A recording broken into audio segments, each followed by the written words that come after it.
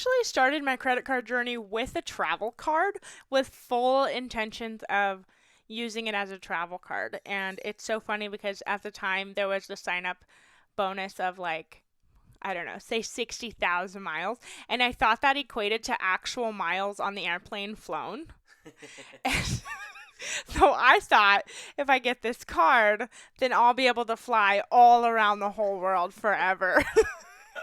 And that's kind of where my journey started. And then we found ourselves in a substantial amount of debt, credit card debt specifically, and it kind of happened really fast.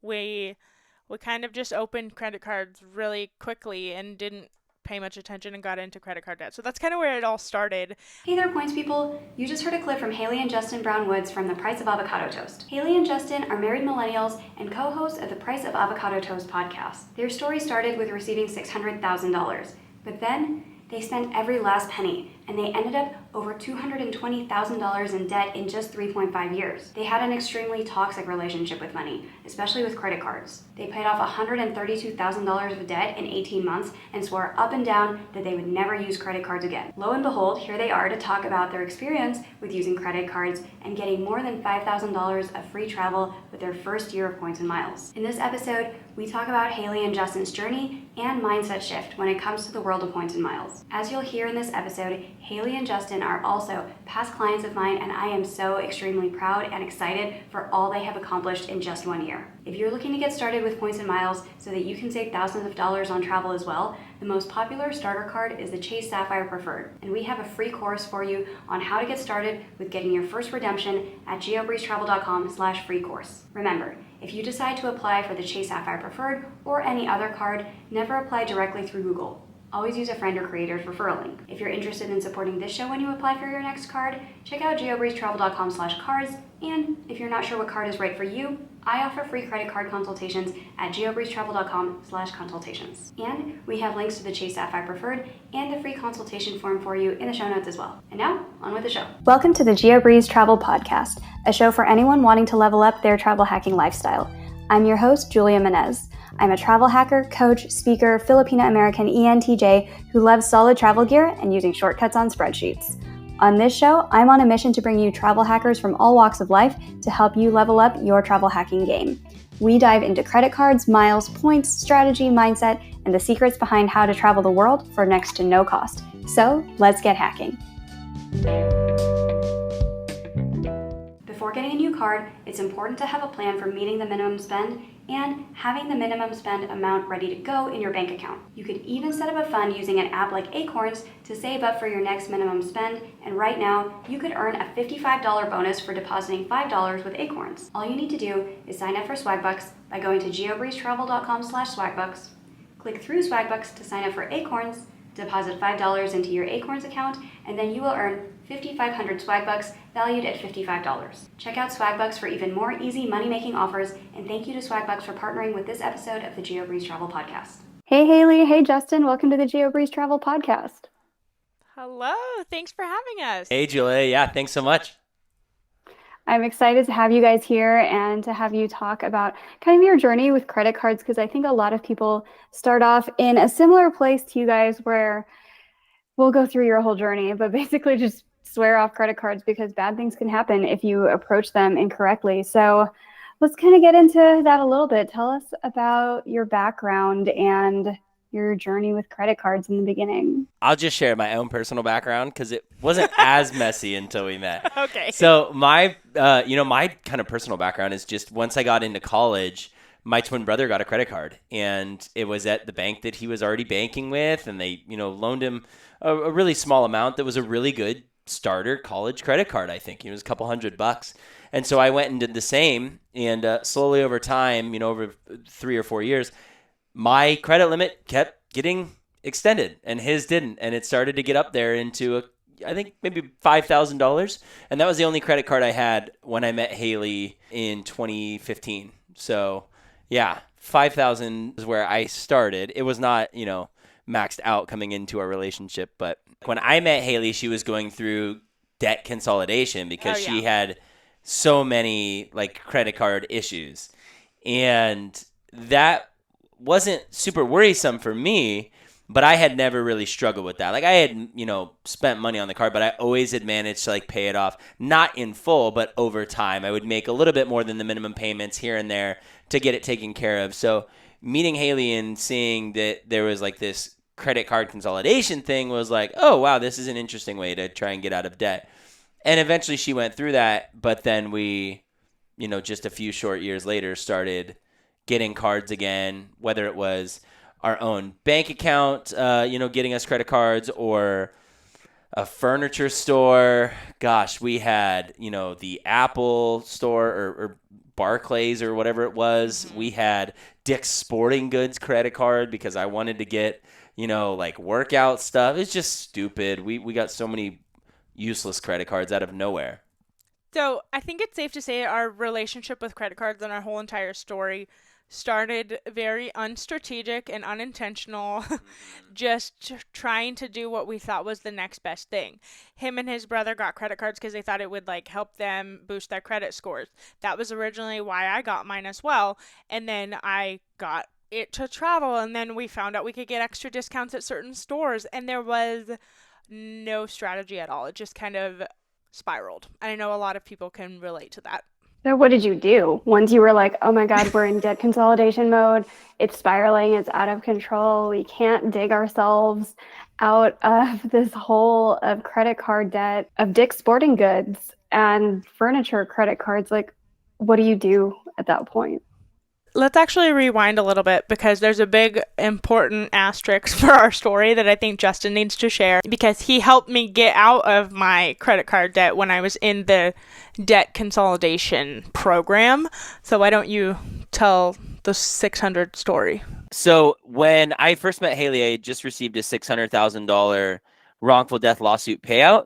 And I had no clue what I was doing with money, but I had just met this girl that I was crazy about. And I was like, sure, I can, use this money to pay off your debt consolidation, which was like $10,000. Not a ton looking back on it now, but that's what eventually got us out of that hole. So it wasn't even really like we felt the pain of trying to get out of debt once because we had this like really quick windfall.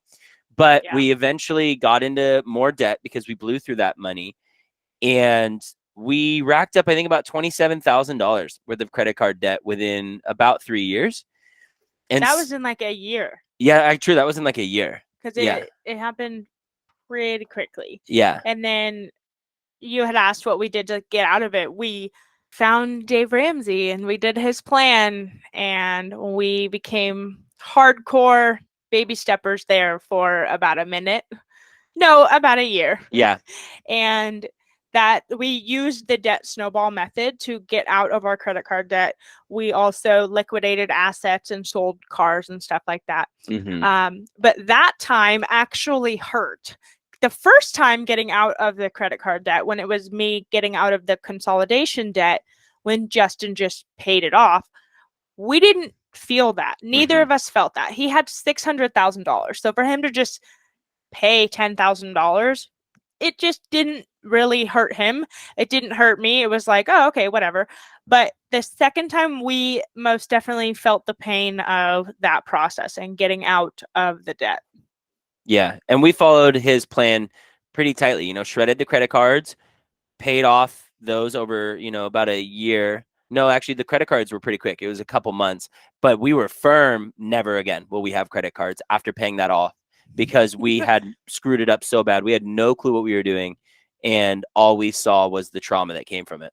So with that credit card trauma and the financial trauma that a lot of people go through in the world because they don't really have the education of how to use credit cards correctly, how long did you go without any credit cards? And what was life kind of like in that phase? I think it was 3 years. And it was like Justin said, a hardcore 3 years. Like, absolutely never again. We're never using them. We didn't even think about it. In fact, we had you on our podcast in about April of 2021. And I said, I don't know if I want to have Julia on our podcast. I don't know if I want someone on our podcast talking about credit cards. We don't like credit cards. I don't want anyone to be advocating for credit cards. And it was having you on our show that really changed our perspective to think like, well, maybe could do this responsibly, or maybe even not us doing it responsibly, but maybe other people can. Hmm. Because we were really, really hardcore that credit cards were bad and no one should ever have one. It was like just handing yourself a bomb. Yeah. So once I worked my influencer magic, what kind of happened after that to say, okay, like let's open 1 card, 2 cards, 12 cards. How did that kind of work its way into, okay, let's get a couple cards. What cards did you end up getting? And really, what was the driving force behind where you wanted to go and what you wanted to use the points on? Well, I'll let Haley talk about kind of the cards because she's really been what I would say is the mastermind behind it in our household. But I will say kind of how your influence helped sway us. We had recognized during this time that maybe we felt that there were some other ways to do this personal finance game and that there were folks out there who were successful and doing it well. And they were good people, they were kind people, they weren't swindlers or anybody trying to pull the wool over our eyes. And we figured that, well, we can consume their content and listen to them. And we realized that once we were consuming their content, much like you, oh, shoot, they have a lot to share and it's really knowledgeable. And we're leveling up pretty quick with some of our learning. And so as we're getting all of this new information, not even just in the, the travel hacking credit card realm, but also in the real estate realm or the Roth IRA investing realm or student loan realm, we realized that other people were successful and doing it well, and we wanted to kind of emulate that success. And so having you on and then seeing that growth and hearing your story about what you've been able to do, we were kind of like, well, shoot, I would like to have a slice of that pie. Like that would be really cool. And we started to have some pretty deep conversations about whether or not that was something we were ready for.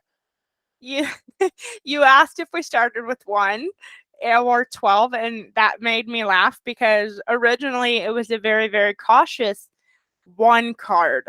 We're going to do 1 single card, and we're going to do this very slowly, very intentionally. We're going to make sure that we are responsible and that we can handle this.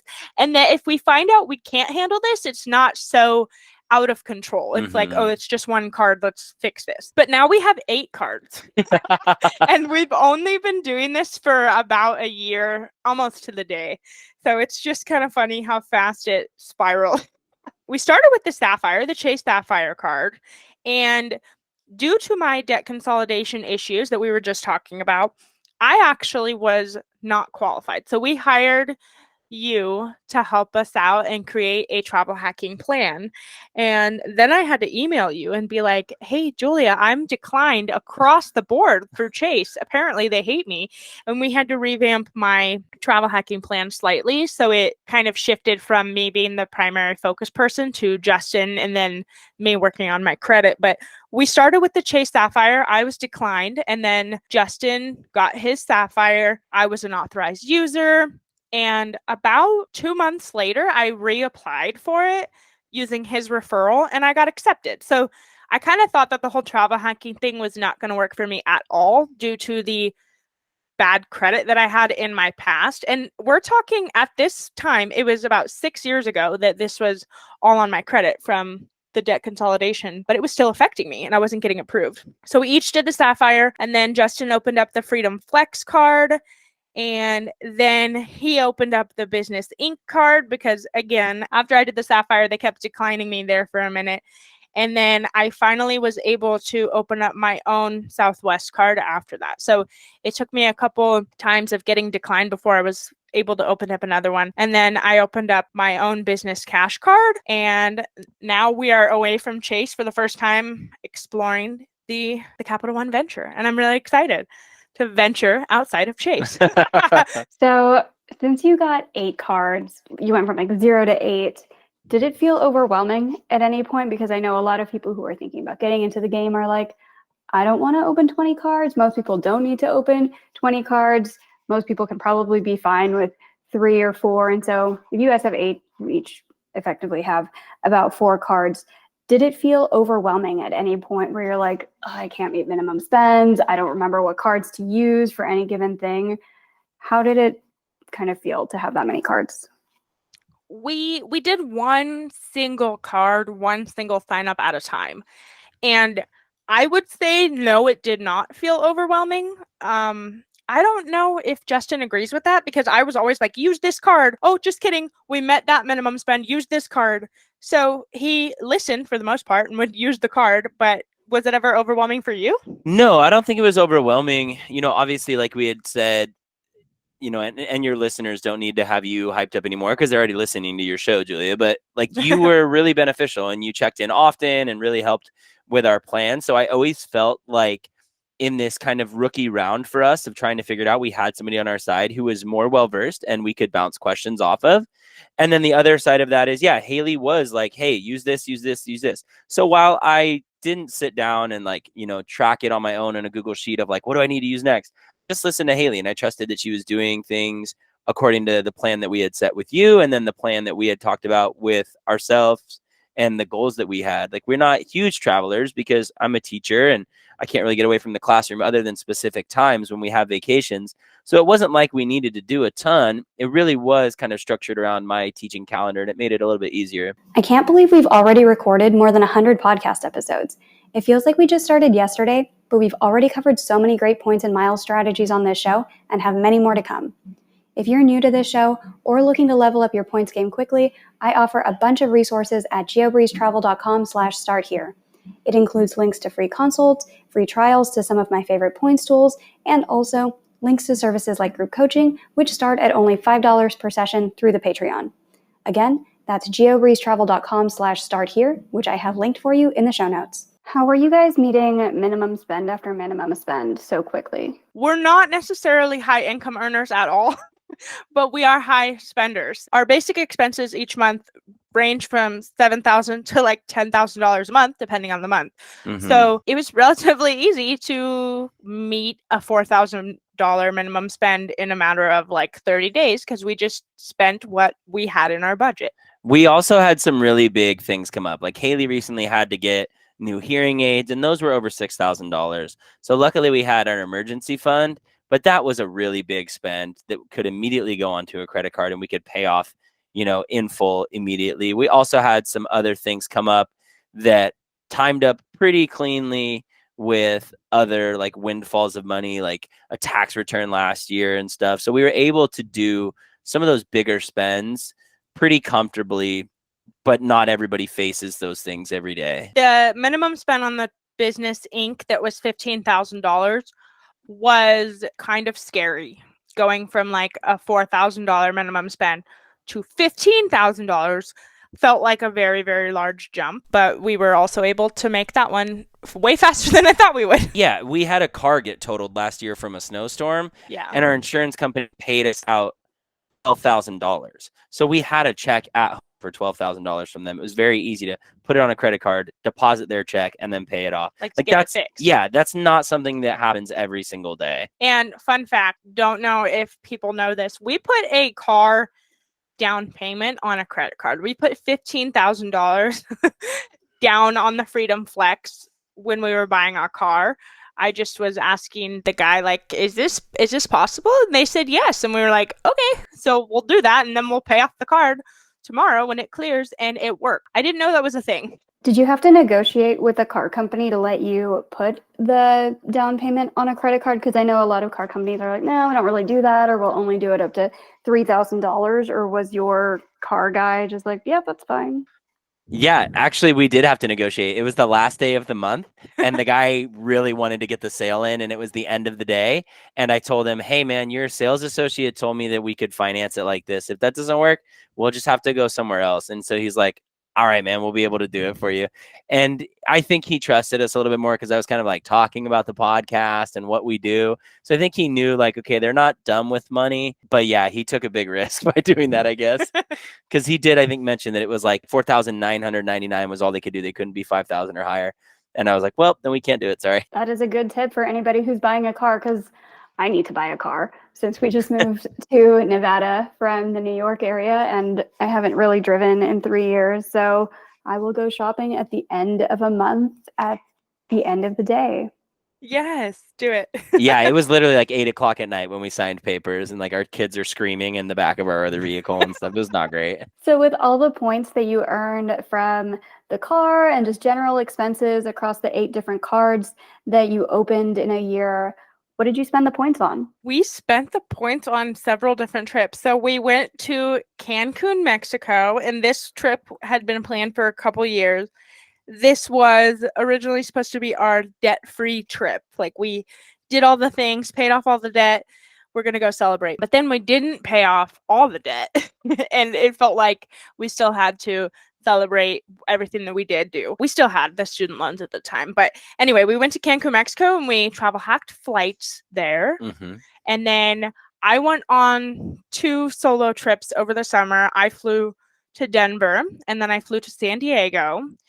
And then we went to Orlando together, which was really fun. And we travel hacked the flight and the hotel that time. So that was the first time where we didn't just do the flights. Yeah, and that was great because that trip was FinCon, where we got to meet you in person and meet a bunch of other awesome folks. So that was really great to kind of have that be like the end bump to our travel season Yeah. of travel hacking this first year. It was really great. Yeah, I think the total over June to September of all the travel hacking that we did was over $5,000 worth of free travel, which was really cool. I didn't think that that was a thing. I thought that this was all kind of a joke, and it was part of the reason why they try to convince people to open credit cards. But hey, we could be strategic. Who would have thought? Yeah.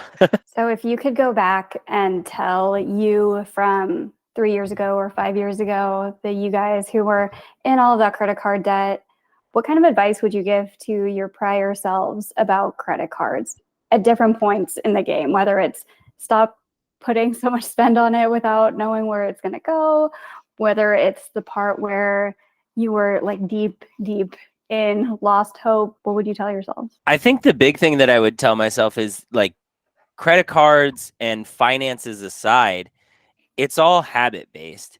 And if you're able to change your habits and behaviors around your finances, whether that's just, saving more each month or budgeting for sinking funds or using a credit card and getting the points in mileage from it.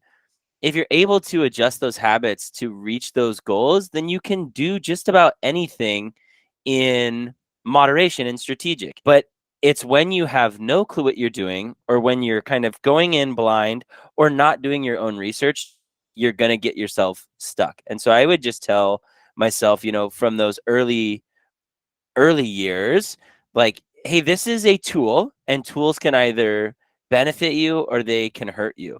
And it's up to you right now to make that decision of what you want it to look like. Because I've seen over the past year how much these have benefited us. And I recognize that there are folks out there who are staunch, no debt, no credit card folks. And I get it.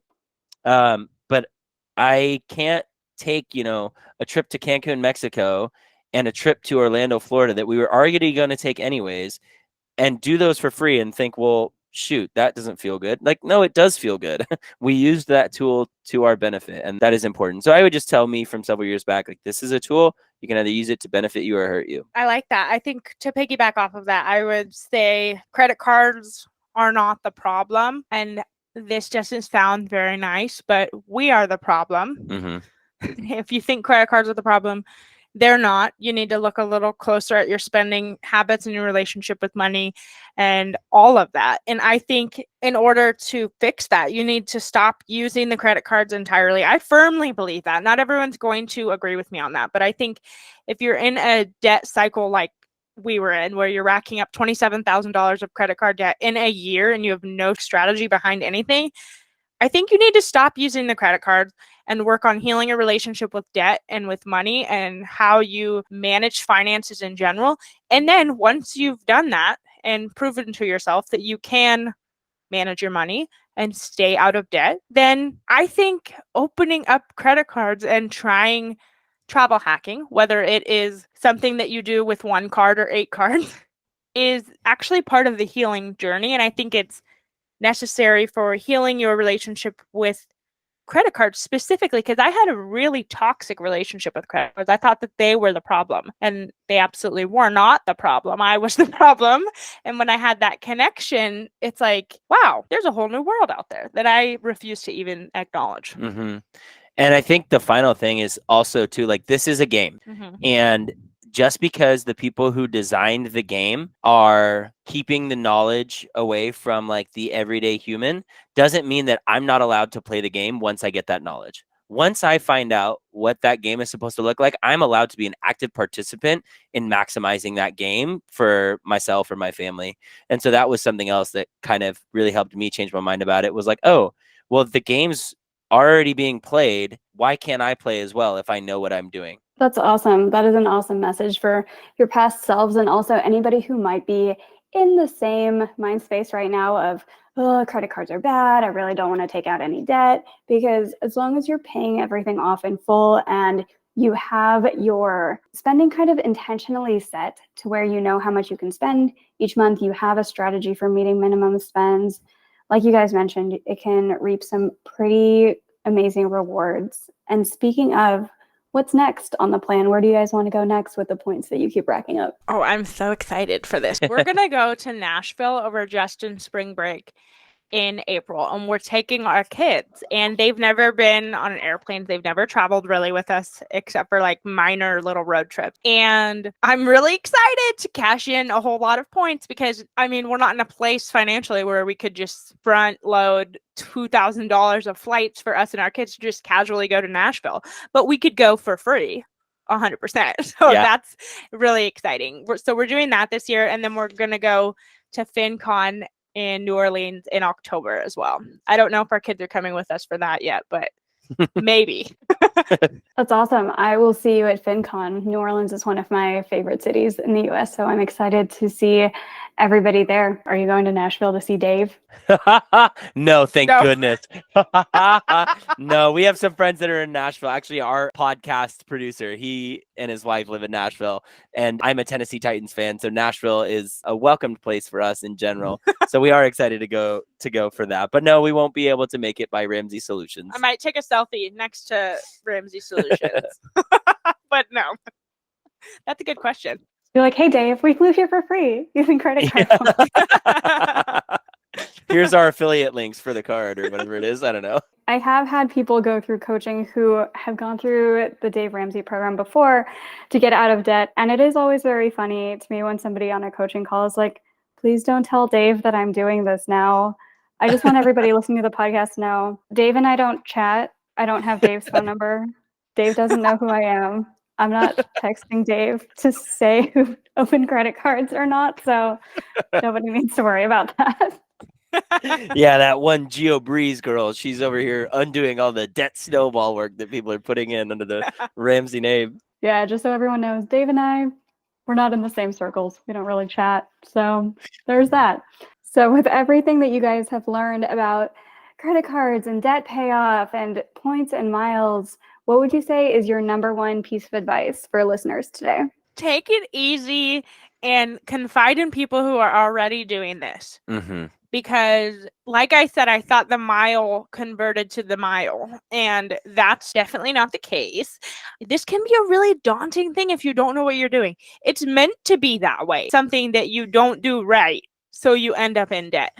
So there's all of these people out there like Julia and a whole entire social media world of travel hacking people that are open about their journeys, and ask them for help. Because if we didn't have guidance, we wouldn't be doing this. If I didn't ask you to help us travel hack to FinCon last year, or I think I actually asked you to travel hack to Cancun, Mm-hmm. that was originally what it was for. I don't think we would have been able to do this in a strategic way. It just is kind of overwhelming and daunting if you don't have guidance. And then once you get going, it's really simple. But having someone hold your hand in the beginning was a game changer for us. That would be my piece of advice. Yeah, I agree. Absolute game changer having somebody support you. And I would say, just to kind of tack onto that, because I'm a big proponent of finding somebody who's already doing it and listening to them, but also find people who align with not even just like the skill you're looking for, but just what you believe in. Because I have found that the folks that believe in what we believe in and are similar to some of our values and morals are going to want to see us be successful. And Yeah. then they're even more willing to share their knowledge at free or remarkably discounted rate.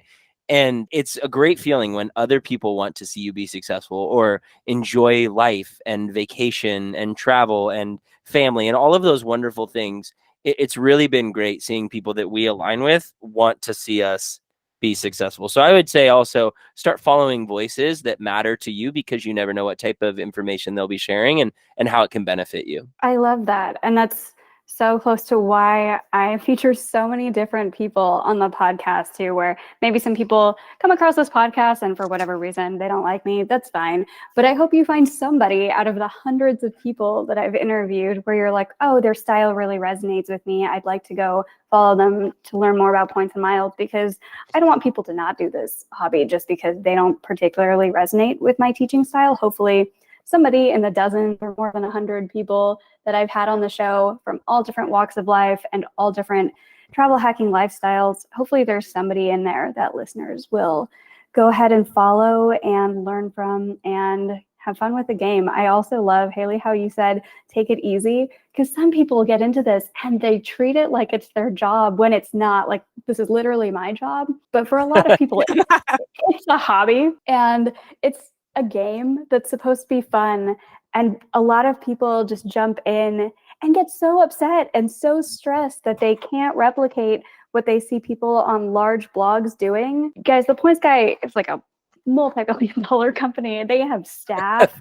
All of these big blogs have staff. This is their full-time jobs, is to research the best ways to get Yeah. and use points. They have had years of experience finding the kinds of amazing award redemptions that you see sometimes on the internet or on YouTube, on blogs.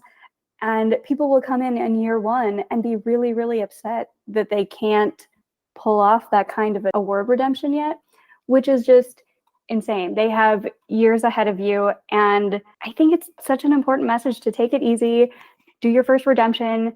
You'll save a few $100s on a domestic trip. That's totally cool. You don't need your first redemption to be first class to Dubai. First class is so many points. I really wanted to go first class to Nashville with our babies because I felt like sitting in first class with kids sounds way more fun than not sitting in first class with my kids. And then I was like, wow, we need a little more time, a little more points for this. I don't want to spend every last point and then some dollars on some flights just one way. That's a dream. If we go back to like where we are in the future, I want like first class with my whole family to Hawaii. That's the life. It can be done because you guys are based in California. So Sacramento, sometimes like Oakland, San Francisco airports. If you can find a Turkish Miles and Smiles flight, it's 12,500 points per person one way in business class. Those deals are really, really good. So they disappear really quickly, but that's like the sweet spot for domestic first class flights is Turkish Miles and Smiles, because you can go anywhere in the US. You can do like New York to Hawaii for 12,500 points per person one way. All right, there's the goal. There's the unicorn we're searching for. Okay. Catch me Googling Turkish Miles and Smiles right as we get off this call. And that's what all of your Venture X points are going to go towards, because you can transfer City or Capital One or Built points over to Turkish. We're going to Hawaii. I love it. Cool. So with all of the different resources that you guys have come across on the internet, because I know that you guys have your own podcast called The Price of Avocado Toast, and you've interviewed tons of different people there. Could you give a shout out to somebody else in the personal finance world who you think listeners should go follow for? It doesn't have to be points and miles tips. It can be debt freedom or personal finance, investing, building wealth, anything that you think would be really useful for our listeners today. Yeah, one person that I've really followed recently that's made a big dent for me has been Rakim Sabri, who is writer and speaker on financial trauma and how it affects our spending habits moving forward. And I've just really appreciated his willingness to share and unpack a lot of different ideas behind the personal finance realm and how we find the intersections of class and race and privilege tied up into all of that. I would say go follow Rakim if you're all interested in that. His message is one that I wish we had early on in our journey because it really would have helped. His Instagram is just at Rakim Sabri. So it's RAHKIM and he's also on TikTok, and his message is just wonderful. Perfect. And where can we find you guys on the internet? We are at Price of Avocado Toast basically everywhere except for Twitter, where we are at Price Avocado. Those character limits. I always love when someone's like, except for Twitter, where it's different because I ran out of characters. Yeah, it didn't like the long name, but we are on Instagram, Facebook, TikTok, everywhere else at Price of Avocado Toast. And our podcast is called Price of Avocado Toast as well, which can be found anywhere where you listen to podcasts. Where you're listening to this podcast, you can find ours. Yes. Perfect. Well, thank you both so much for coming onto the show and sharing your journey about credit cards and the highs and lows that comes with it. And now we are on the up and up with all of the highs of all the things that you can do with points and miles from credit cards. So thank you so much for coming onto the show and sharing everything that you've learned. Thank you so much for having us. Thanks, had a great Julia. Yeah, this has been fun.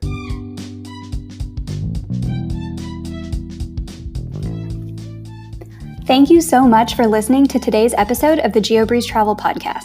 If any of the cards mentioned in today's episode piqued your interest, please check out the links in the show notes for more information on any of the cards.